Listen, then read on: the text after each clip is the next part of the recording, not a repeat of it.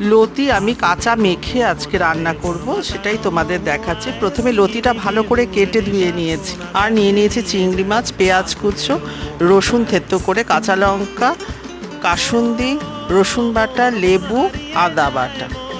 প্রথমে আমি লতির মধ্যে নুন, একটু ঝাল লঙ্কার গুঁড়ো, ধনে গুঁড়ো, জিরা গুঁড়ো, কাশ্মীরি লঙ্কার গুঁড়ো, আদা বাটা আর রসুন বাটা, কাসুন্দি, পেঁয়াজ কুচো আর সরষার তেল, লেবুর রস, একটা গোটা লেবু দিয়েছি, দিয়ে ভালো করে মেখে কিছুক্ষণ রেখে দেব।